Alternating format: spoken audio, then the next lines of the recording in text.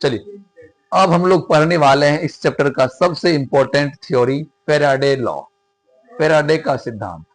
ठीक है, जो आपके प्रीवियस एग्जाम में बहुत बार पूछा गया, इसी कारण आपके एग्जाम की व्यू से ये क्वेश्चन, आज का टॉपिक बहुत इंपॉर्टेंट है, और आज का जो बच्चा अब्सेंट है वो अब्सेंट है।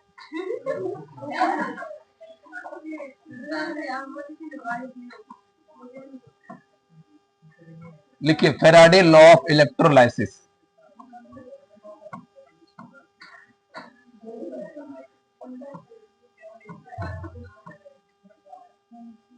Faraday law of electrolysis.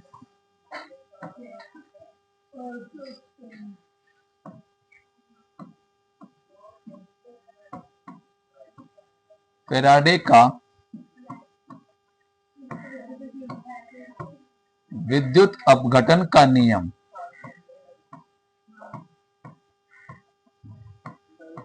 विद्युत अपघटन का नियम, फेराडे का विद्युत अपघटन का नियम, ये आपके इंटरमीडिएट एग्जाम के लिए वेरी वेरी इंपॉर्टेंट क्वेश्चन। हाँ, VVII, जितना आई लगा सकते उतना कम। चलिए, फेराडे का पूरा नाम है माइकल फेराडे। क्या नाम है? हाँ, और यह अपना 1 साल के अध्ययन के पश्चात इस नियम को प्रस्तुत किया। इस नियम के अनुसार 2 थ्योरी दिया इन्होंने, ठीक है, जिसको हम लोग कहते हैं Faraday first law of electrolysis, Faraday second law of electrolysis. ठीक है, फेराडे का प्रथम विद्युत अपघटन का नियम और फेराडे का द्वितीय विद्युत अपघटन का नियम कब दिया था? 1832 से 33 के अध्ययन काल में। ठीक है, मतलब 1 साल अध्ययन का इन्होंने। इसका पूरा नाम क्या है? Michael Faraday. किसके बारे में इसका सिद्धांत है? इलेक्ट्रोलाइसिस, विद्युत अपघटन के बारे में। किसका विद्युत अपघटन? विद्युत अपघटन किसका होता है? जो विद्युत अपघटय पदार्थ है, जो इलेक्ट्रोलाइट। ठीक है, इलेक्ट्रोलाइट किसे कहते हैं? जस्ट बताइए, जिसमें विद्युत धारा प्रवाहित करने के बाद अपने अवयवी आयनों में विखंडित हो जाता है, टूट जाता है। ठीक है, इसका डेफिनेशन देंगे इस प्रकार, लिखिए।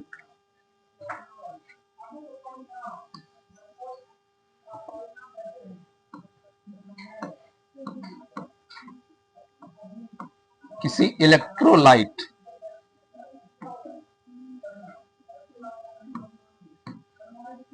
इलेक्ट्रोलाइट के इलेक्ट्रोलाइसिस के बारे में, इलेक्ट्रोलाइसिस के बारे में माइकल फेराडे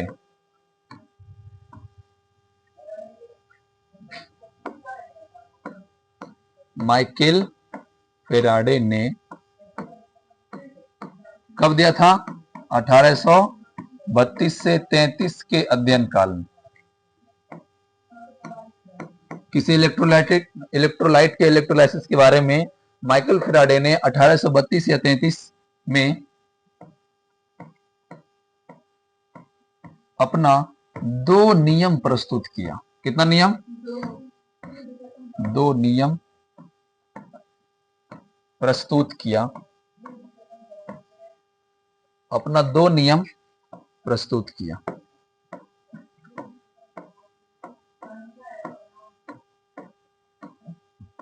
दो नियम प्रस्तुत किया, जिसे क्या कहते हैं? फेराडे का विद्युत अपघटन का नियम। फेराडे का विद्युत अपघटन का नियम। फेराडे के विद्युत अपघटन का नियम कहते हैं। ठीक है, इसने कितने नियम दिए? तो पहला नियम का क्या नाम है? Faraday first law of electrolysis. लिखिए, 2 नियम दिया। इसका पहला का नाम हो गया Faraday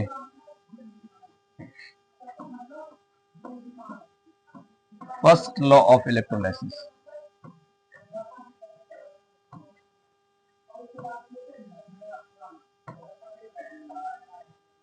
Faraday first law of electrolysis. Hindi में क्या बोलेंगे? फैराडे का प्रथम विद्युत अपघटन का नियम। फैराडे के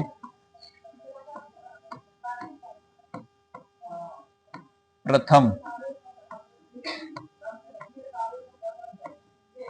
विद्युत अपघटन या विद्युत विच्छेदन भी कहते हैं इसको, पता है ना आप लोग को? फैराडे के प्रथम विद्युत अपघटन का नियम।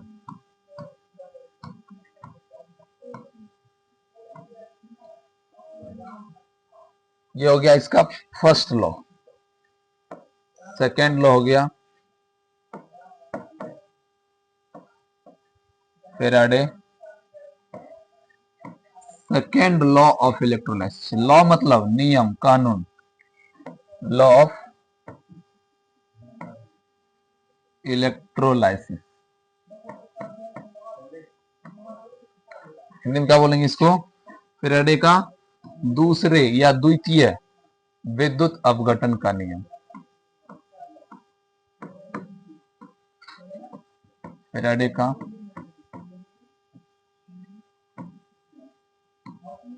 द्वितीय विद्युत अपघटन का नियम। विद्युत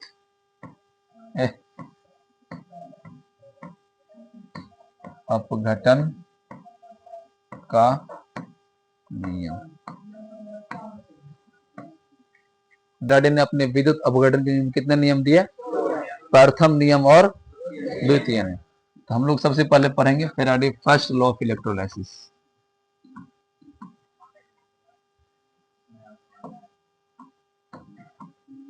Faraday first law of electrolysis.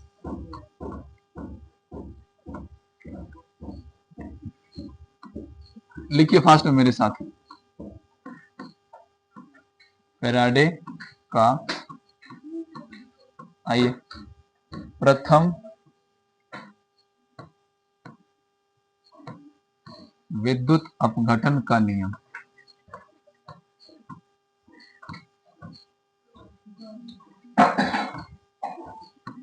अपघटन का नियम। कौन ऐसे कर रहा है रे? बहुत प्यास लग गया तुमको, प्यास बुझा दे भाई। पागल ही लड़का।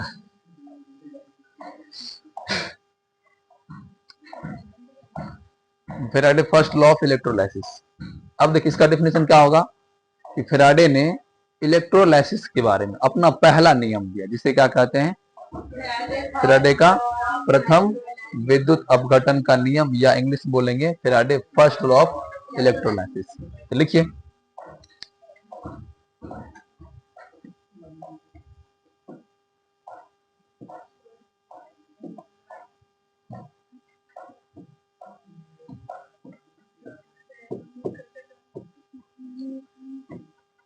फैराडे ने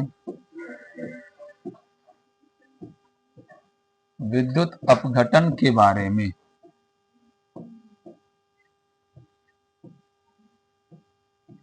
फैराडे ने विद्युत अपघटन के बारे में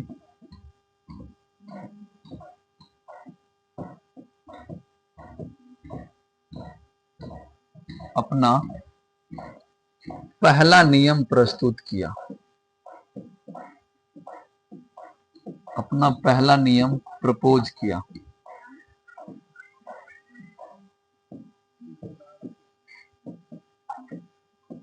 प्रस्तुत किया, जिसे क्या कहते हैं? जिसे फैराडे का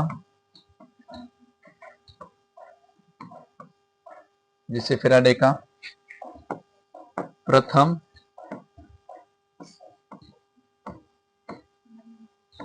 विद्युत अपघटन का नियम कहते हैं।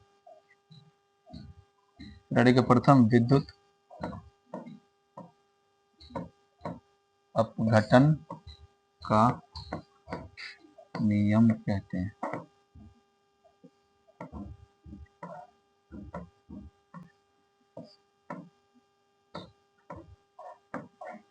समझिए इन्होंने पहला प्रयोग क्या किया, आखिर ये पहला नियम के अनुसार बताया क्या, क्या कहा दुनिया के लोगों को, ध्यान से समझिए।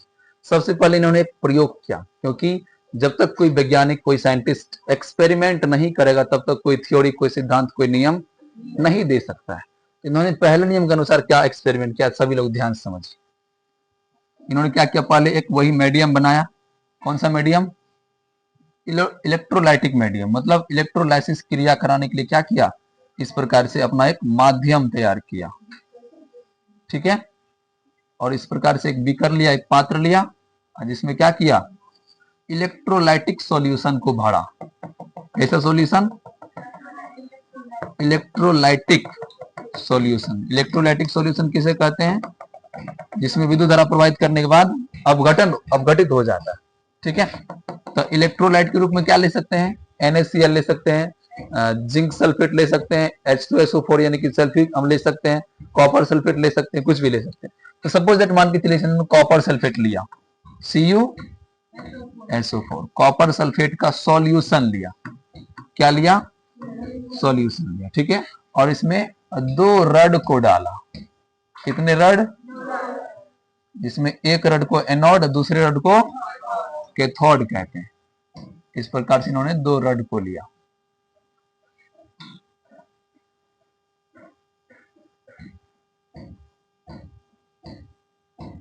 ठीक है, 2 रड को लिया और दोनों रड को किसी इलेक्ट्रिक सोर्स, किसी विद्युत स्रोत से जोड़ दिया। विद्युत स्रोत मतलब जिसमें विद्युत धारा होता है। ठीक है, इस प्रकार से इन्होंने क्या किया, किसी सेल या बैटरी से जोड़ दिया इसको। ठीक है, मान के चलते हैं ये क्या है, बैटरी।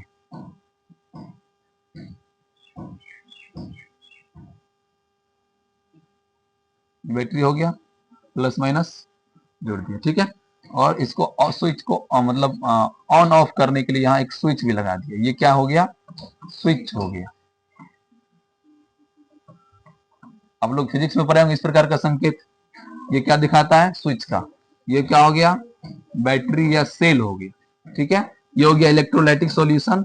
और ये मान के चलते हैं एनोड हो गया। एनोड पर कौन सा आवेश? ऋण आवेश, नेगेटिव चार्ज है। ठीक है, मान लेते इस पर कौन सा आवेश है, नेगेटिव चार्ज। और ये क्या हो गया आपका, कैथोड हो गया। इस पर कौन सा आवेश होता है, धन आवेश होता है, सभी लोग जानते हैं। अब इन्होंने क्या किया, इस प्रकार से पहले सब कुछ सर्किट बना लिया। ठीक है, अब क्या किया, स्विच को ऑन किया। क्या किया? तुम लोग को बिल्कुल नॉर्मल तरीका से बताएंगे तब और ज्यादा समझ में आएगा। ठीक है, जैसे कोई एक्टर है, ठीक है, अब उसको रोल मिल गया है, मतलब मान के चलो पुष्पा का रोल मिल गया, या किसी बूढ़ा का रोल मिल गया। अब वो जवान के तरह तन क्या आएगा, तो लगेगा बूढ़ा बूढ़ा है? नहीं, उसका शरीर बिल्कुल बूढ़ा की तरह लगेगा, झूला झूला झूल रहा है। इस प्रकार से उसी प्रकार एक टीचर भी एक एक्टर होता है। ठीक है, एक्टिंग के द्वारा बच्चों को अपनी ओर आकर्षित किया जाता है। कभी टीचर का ट्रेनिंग लिया, नहीं लिया? कभी टीचर का ट्रेनिंग करने जाएगा तो वहां बच्चे को सिखाता है कि बच्चे को बिना मारे कैसे पढ़ा सकते हैं। ठीक है, चलिए समझिए आप। तो हम क्या किए, स्विच को ऑन कर दिए। ऑन कर दिए तो क्या हुआ, विद्युत धारा प्रवाहित होना, पूरा सर्किट में क्या हुआ, इलेक्ट्रिक करंट दौड़ना शुरू कर दिया। ठीक है, अब जैसे ही इलेक्ट्रिक करंट आया, इसके अंदर कौन सा सल्फेट है, कॉपर सल्फेट है। किस रूप में है, इलेक्ट्रोलाइट के रूप में। हम सब जानते हैं इलेक्ट्रोलाइट किसे कहते हैं, जिससे विद्युत धारा प्रवाहित करने के बाद अपने आयनों में टूट जाता है। तो कॉपर सल्फेट भी क्या है, एक प्रकार के इलेक्ट्रोलाइट। इसका मतलब इसमें कितना आवेश होगा, 2 आवेश, धन आवेश और। तो कॉपर पर कौन सा आवेश होता है, और सल्फेट पर माइनस। ठीक है, तो जैसे इस सल्फेट में क्या हुआ, विद्युत धारा आया कि पूरे इलेक्ट्रिक सोर्स में, सॉरी पूरे इलेक्ट्रोलाइटिक सॉल्यूशन में क्या फैल गया, करंट। अब सब फटाफट टूटना शुरू कर दिया। क्या हो गया, जैसे मोदी जी जब नोटबंदी किया तो क्या हुआ, सारा काला धन निकलना शुरू हो गया। उसी प्रकार यहां से क्या हो गया, धन आयन अलग और ऋण आयन अलग होने लगा। अब देखिए, इसके अंदर जो भी धन आयन था ना, वो कहां जाके जमा हो गया, कहां पे? एनोड पे। कहां पे? क्योंकि आप सब जानते हैं प्रकृति का एक नियम है, मेल फीमेल की ओर अट्रैक्ट होता है और फीमेल एक दूसरे के अपोजिट अट्रैक्ट होता है। कभी किसी लड़का को किसी लड़का से प्यार हुआ है? नहीं हुआ। हमेशा लड़का को किससे प्यार होता है, या लड़की को लड़का से होता है। उसी प्रकार यह है, सुनो ना, अपवाद का बात करेगा। अब मान के चलिए ये क्या है, धन आयन, ये किधर जाएगा? ऋण आयन के पास, मतलब एनोड की तरफ। और जो ऋण आयन है वो किधर जाएगा? कैथोड के पास जाएगा। इस प्रकार फटाफट सभी आयन टूटकर अलग हो गया। ठीक है, और इस रॉड पर जाके इस प्रकार से जमा हो गया। जितना भी प्लस वाला कण था वो सब कहां जमा हो गया? एनोड पे। और जितना भी माइनस वाला कण था सब कैथोड पे जमा हो गया। अब देखिए किसको, ये प्रयोग कौन कर रहा है? फेराडे। फेराडे को आइडिया आया और उन्होंने क्या किया, वोल्टेज को बढ़ा दिया। क्या किया? मान के चलते वोल्टेज क्या किए, वोल्टेज बढ़ाए तो और ज्यादा फटाफट और ज्यादा तेजी से बढ़ने लगा। और तेजी से क्या हुआ, सारे प्लस वाला कण एनोड पर, माइनस वाला कण कैथोड पर जमा हो गया। तब फेराडे को आइडिया आया कि यह जो मुक्त पदार्थ हो रहा, पदार्थ जो मुक्त हो रहा, रिलीज हो रहा, एनोड और कैथोड पर जमा हो रहा है, यह प्रवाहित विद्युत धारा के समानुपाती होता है। क्या होता है? समानुपाती मतलब बिल्कुल समान अनुपात में रहता है। जब विद्युत धारा का मान बढ़ेगा तो मुक्त पदार्थ की मात्रा भी क्या होगा, और जब विद्युत धारा का मान घटेगा तो मुक्त पदार्थ का मान भी घटेगा। यही हो गया फेराडे का प्रथम नियम। तो इस नियम के अनुसार फेराडे क्या बताया, यदि किसी इलेक्ट्रोलाइट से इलेक्ट्रिक करंट पास किया जाता है तो मुक्त पदार्थ की मात्रा प्रवाहित विद्युत धारा के समानुपाती होता है। यही फेराडे का क्या है, प्रथम नियम। तो चलिए हम लोग लिखते हैं फेराडे का फर्स्ट लॉ को। यहां तक समझे आप लोग? चलिए लिखिए।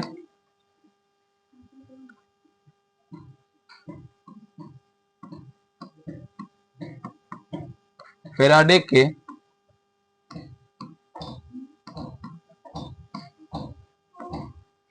प्रथम नियम के अनुसार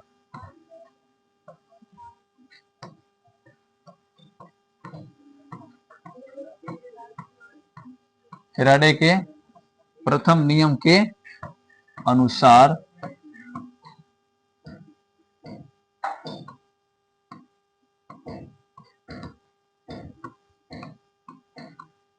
यदि किसी इलेक्ट्रोलाइट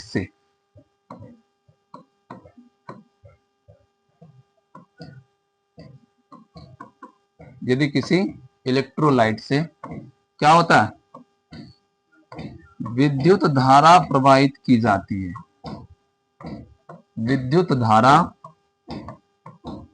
प्रवाहित की जाती है,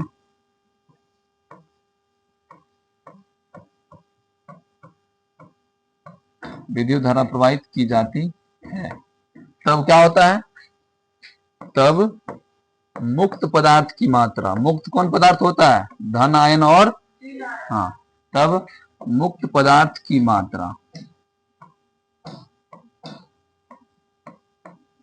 किसके समानुपाती होती है, प्रवाहित विद्युत धारा के समानुपाती होती है, प्रवाहित विद्युत धारा के समानुपाती होती,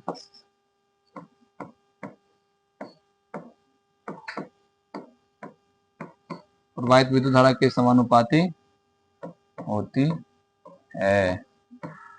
ठीक है, तो मुक्त पदार्थ को मान लेते हैं W। W मतलब वेट, मुक्त पदार्थ की मात्रा, मात्रा मतलब वेट, वेट मतलब उसका वजन। ठीक है, तो मुक्त पदार्थ की मात्रा को क्या मान लिए, W। और प्रवाहित विद्युत धारा Q से सूचित किया जाता है, किससे पढ़ेंगे आप लोग फिजिक्स में। तो मुक्त पदार्थ की मात्रा W और प्रवाहित विद्युत धारा का मान क्या, Q, हमेशा एक दूसरे के समानुपाती। अपोजिट कौन बोल दिया पगला रे, क्या होता है, समानुपाती होता है। यही है फैराडे का पहला नियम। ठीक है, और आप सब जानते हैं यदि कोई समानुपाती वैल्यू हटता है, बराबर में आता है, तो कोई एक वैल्यू कांस्टेंट आता है। क्या आता है? हाँ, तो यहां यदि W बराबर लिखेंगे तो यहाँ क्या बोलते हैं, कांस्टेंट की जगह क्या आ जाएगा? Z आ जाएगा। क्या आ जाएगा? Z हो गया आपको वैद्युत रसायन नियतांक, इलेक्ट्रोकेमिकल या इलेक्ट्रोकोवैलेंट कांस्टेंट होता है, उसको बोलते हैं। ठीक है, और विद्युत धारा किसे कहते हैं? एक निश्चित समय में प्रवाहित विद्युत के मान को क्या कहते हैं? विद्युत धारा। तो देखिए, तो यहां हो जाएगा इंटू सी मतलब करेंट और टी मतलब टाइम। तो एक निश्चित समय में प्रवाहित विद्युत आवेश के मान को क्या कहते हैं? विद्युत धारा कहते हैं, क्यू कहते हैं। समझ में आया? क्यू कैसे आया? आप लोग फिजिक्स में पढ़े होंगे, क्यू बराबर सी गुना टी, पढ़े हैं विद्युत धारा चैप्टर में। क्यू बराबर सी गुना टी, किसी निश्चित प्रवाहित करंट के मान को क्या कहते हैं? विद्युत धारा कहते हैं। क्या कहते हैं? हाँ, तो यह यदि समानुपाती हटा तो क्या आ गया? Z, और Q के बदले हम लोग क्या लिख दिए? C into T. C क्या है? इलेक्ट्रिक करंट है। T क्या है? टाइम है। Z क्या है? इलेक्ट्रो कांस्टेंट है। क्या है? चलिए यहां तक लिखिए पहले, फिर आगे लिखते हैं हम सब। यहां तक लिख लिए? चलिए बहुत अच्छा, लिख लिए सभी लोग? लिख लिए? आप बनाइए फिगर, फिगर बनाइए जल्दी से, फास्ट में। अब ज्यादा टाइम नहीं देंगे। तो बताइए इस समीकरण में W क्या है? वेट, अमाउंट है, वेयर। लिखिए सभी लोग, वेयर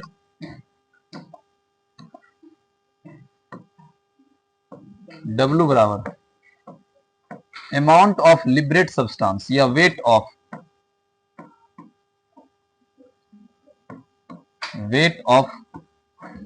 लिबरेट सब्सटेंस।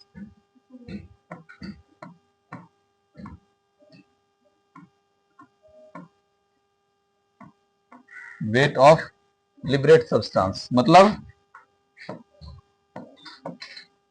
मुक्त पदार्थ की मात्रा,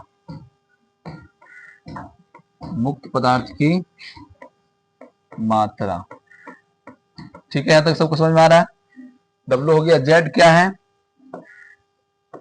Z बराबर इलेक्ट्रोकेमिकल इक्विवेलेंट,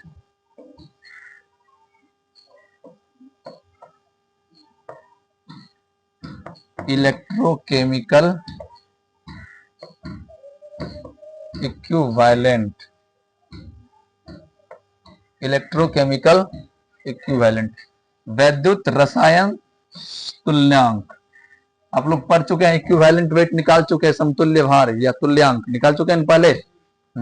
उसी को कहते हैं इलेक्ट्रोकेमिकल इक्विवेलेंट। इसको हिंदी में क्या बोलेंगे? लिबरेट सब्सटेंस, विद्युत रसायन, विद्युत रसायन तुल्यांक या समतुल्य कहते हैं इसको, तुल्यांक। जब लो हो गया, उसके बाद C क्या है? करंट है। करंट किस में हम लोग विद्युत धारा का मात्रक क्या होता है? विद्युत धारा का मात्रक, हाँ, एम्पियर, करंट इन एम्पियर। उसके बाद T क्या है? टाइम, टाइम का मात्रक क्या होता है? Second. Very good, time in second. ये हो गया आपका फैराडे का विद्युत अपघटन का पहला नियम। आई होप आप लोग बहुत अच्छे तरीके से समझे होंगे। ठीक है, तो अब देखिए, जो जितना भी वैज्ञानिक होता है ना, वो दिमाग उसका उकट्ठी दिमाग होता है। उकट्ठी समझते हैं? बिल्कुल, मतलब जो नहीं होने का वो सब करने का होता है, वही तो साइंटिस्ट बनता है। जो संभव नहीं है, जो इंसान कभी सोच नहीं सकता है कि कभी इंसान पक्षी की तरह उड़ भी सकता था, ऐसा करने की कोशिश किया, अब देखो वही साइंस हो गया। सब लोग हम उड़ते हैं ना, उड़ते हैं ना पक्षी की जैसा। हाँ, लेकिन इंसान कभी सोचा भी होगा कि इंसान कभी पक्षी की तरह उड़ेगा? नहीं। आज देखिए ये फैराडे का पहला नियम हो गया। अब हम लोग पढ़ेंगे फैराडे का दूसरा नियम, सेकेंड लॉ ऑफ इलेक्ट्रोलाइसिस, इसका फैराडे का। अब देखिए इन्होंने क्या किया, अब एक से अधिक इलेक्ट्रोलाइट को आपस में जोड़ा, किस क्रम में, श्रेणी क्रम में, किस क्रम में, और सभी इलेक्ट्रोलाइट में अलग अलग इलेक्ट्रोलाइटिक सब्सटेंस को भरा। किसी में कॉपर सल्फेट भर दिया, किसी में NaCl भर दिया, किसी में जिंक सल्फेट भर दिया। ठीक है, इसको हम अभी डिटेल समझेंगे, पहले इसका लिखिए हेडिंग आप लोग।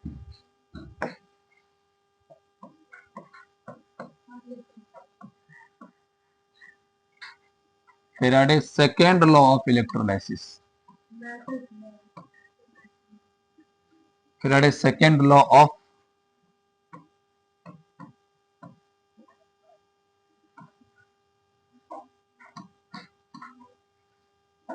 इलेक्ट्रोलाइसिस। और आप लोग को केमिस्ट्री और बायोलॉजी पढ़ने से एक चीज फायदा होगा कि आप लोग को बायोलॉजी और केमिस्ट्री में इतने सारे साइंटिस्ट का नाम आप लोग को पढ़ाएंगे कि आप लोग को अपने बाल बच्चा का नाम रखने में कोई दिक्कत नहीं होगा, डिक्शनरी देखना नहीं पड़ेगा, आराम से बायोलॉजी के चैप्टर निकालिए, उसमें से रख दीजिए स्वान, सेलिडन, फेराडे, बहुत सारा साइंटिस्ट का नाम आएगा इसमें। फेराडे सेकेंड लॉ, अभी तुम ही तो बोले अच्छा नाम, इसी का नाम बोले, सच बता रहे। Faraday second law of electrolysis,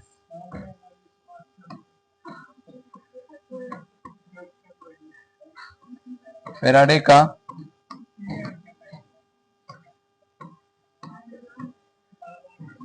द्वितीय विद्युत अपघटन का नियम।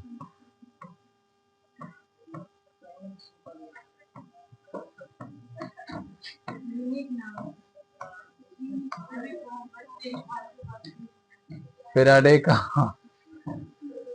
द्वितीय विद्युत अपघटन का नियम, इसका डेफिनेशन क्या देंगे। फैराडे ने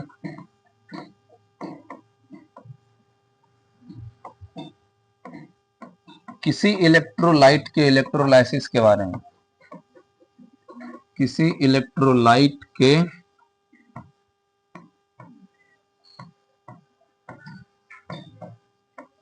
इलेक्ट्रोलाइसिस के बारे में, इलेक्ट्रोलाइसिस के बारे में अपना दूसरा नियम प्रपोज किया।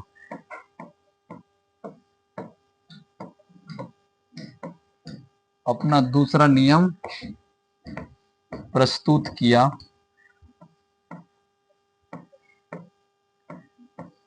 जिसे क्या कहते हैं, जिसे फैराडे का, हाँ, फैराडे का द्वितीय विद्युत अपघटन का नियम कहते हैं।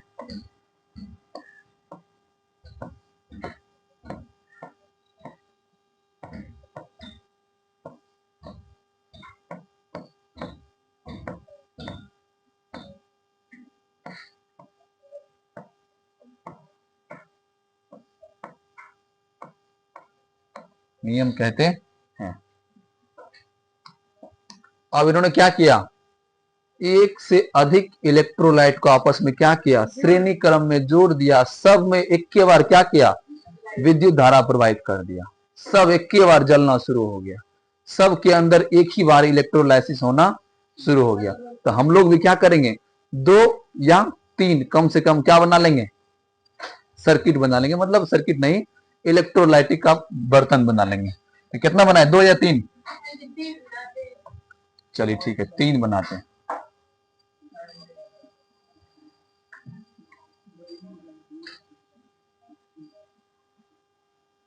3 पात्र लेते हैं और तीनों में क्या करेंगे, एक ही बार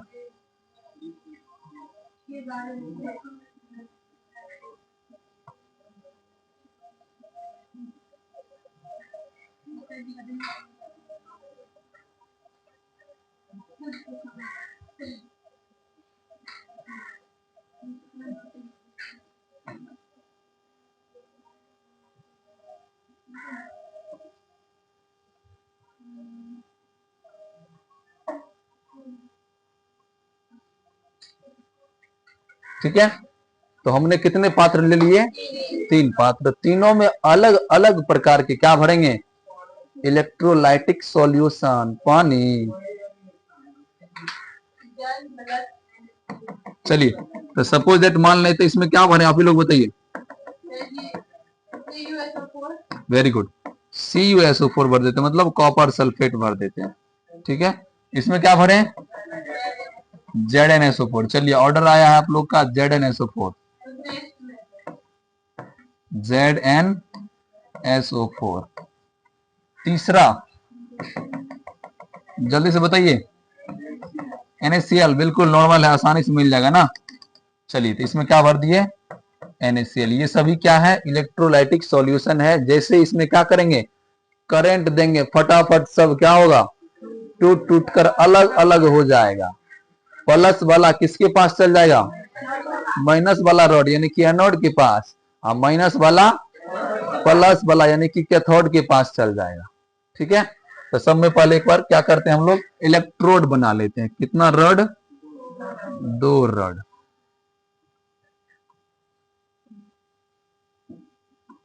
सभी लोग हमारे साथ साथ बने जल्दी से। तुम लोग रेस्ट कर रहा था रे।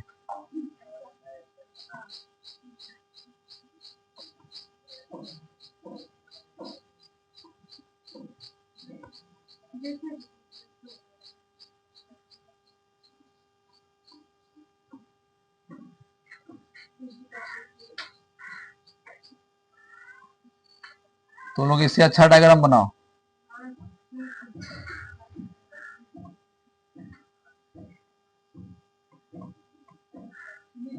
चलिए, हमने तीनों पात्र में क्या किया? इलेक्ट्रोड डाल दिया। मतलब इलेक्ट्रोड मतलब सबके बीच क्या किया? रॉड को डाल दिया। क्या डाल दिए? रॉड को डाल दिए। ठीक है, अब क्या करेंगे?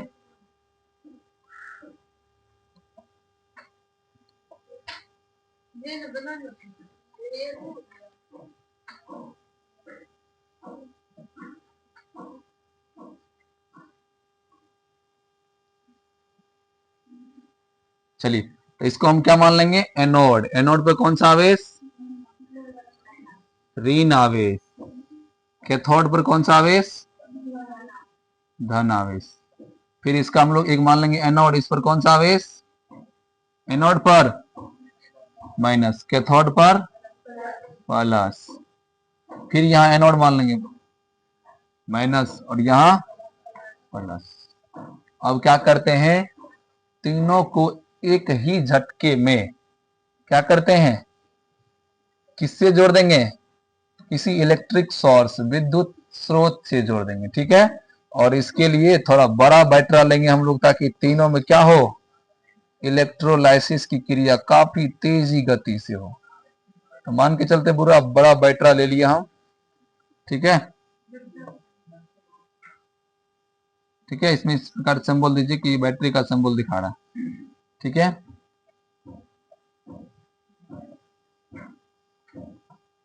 चलिए देखो, तीनों क्या करेंगे? सीरीज में कर देंगे। केवल एक तार किसमें जोड़ना है? किसमें? एनोड में जोड़ना है।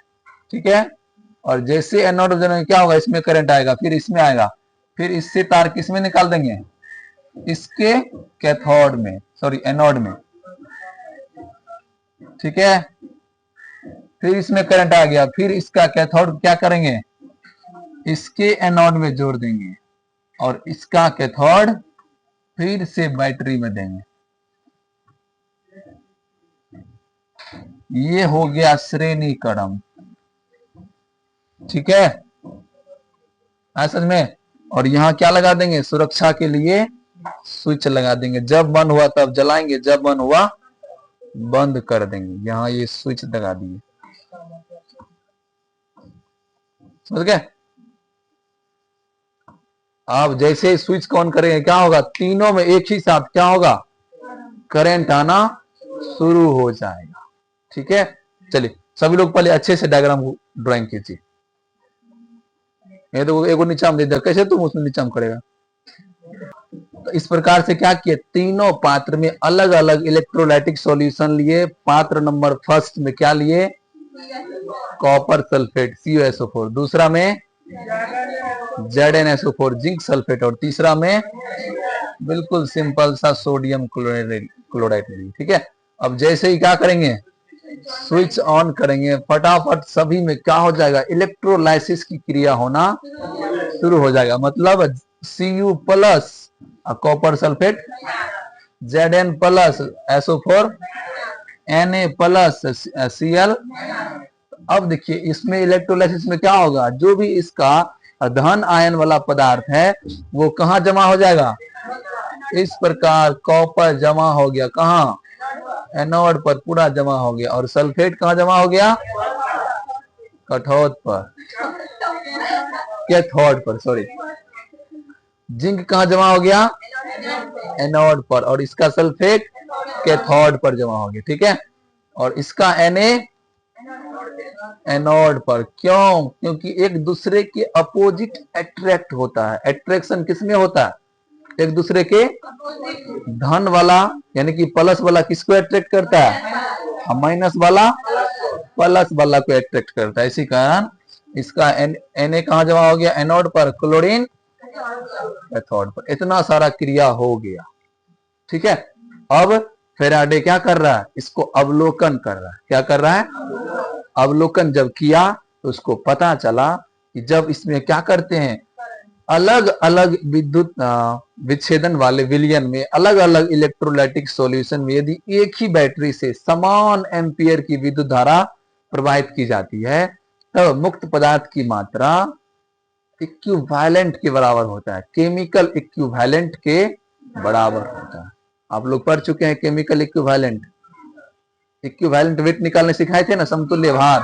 हाँ, तो इसमें क्या पता चला कि प्रवाहित विद्युत धारा का मान किसके बराबर होता है, सॉरी, मुक्त पदार्थ की मात्रा किसके बराबर होता है, केमिकल इक्विवेलेंट के बराबर होता है। तो मान के चलिए पहला पात्र, चलिए और ज्यादा डिटेल समझेंगे हम। ये 3 पात्र है। ठीक है, तो मान के चलते हैं ये हो गया पहला पात्र। तो पहला पात्र में क्या हुआ, मुक्त पदार्थ की मात्रा क्या मान लेंगे हम लोग, W1 क्या मान लेंगे, और प्रवाहित विद्युत धारा सॉरी मुक्त पदार्थ की मात्रा W1 और किसके समानुपाती होता है, केमिकल इक्विवेलेंट। ई मतलब क्या हो गया, इक्विवेलेंट, इसको मान लेंगे W1 सॉरी W1 और E1। यानी कि पहले पात्र में मुक्त पदार्थ की मात्रा पहले इक्विवेलेंट के बराबर होगा, दूसरा में W2 समानुपाती E2, W3 समानुपाती E3। ठीक है, इस सॉरी, और यदि इसको हम लोग किसके रूप में लाएंगे, समीकरण के रूप में लाएंगे, तो क्या हो जाएगा, W1 अपॉन E1 बराबर W2 अपॉन E2 बराबर W3 अपॉन E3। इस प्रकार क्या किया, माइकल फैराडे ने अवलोकन किया और इस प्रकार से समीकरण को प्रस्तुत किया। यही हो गया आपको माइकल फैराडे का दूसरा नियम। ठीक है, अब इसको हम लोग नोट कर ले, डिफिनेशन में लिख ले भाषा में। अभी नहीं लिखना है, फिगर बना लिया अभी। हाँ, तो पहले भाषा लिखिए, उसके बाद हम लोग फिर समीकरण लिखेंगे।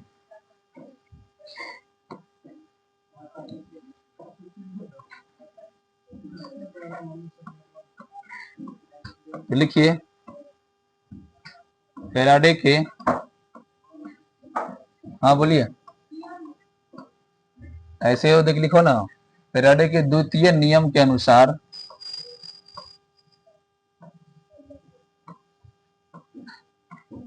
यदि अलग अलग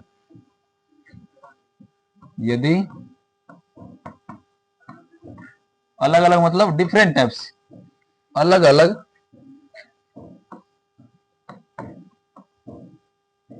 इलेक्ट्रोलाइट से, अलग अलग इलेक्ट्रोलाइट से विद्युत धारा कैसा होना चाहिए, समान विद्युत धारा, अलग अलग इलेक्ट्रोलाइट से समान विद्युत धारा प्रवाहित की जाती है विद्युत धारा प्रवाहित की जाती है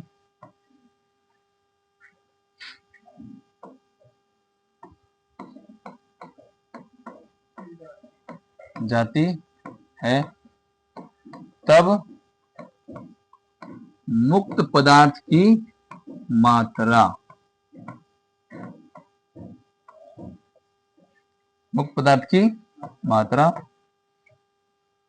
क्या होता है? रासायनिक तुल्यांक के समानुपाती होता है। मुक्त पदार्थ की मात्रा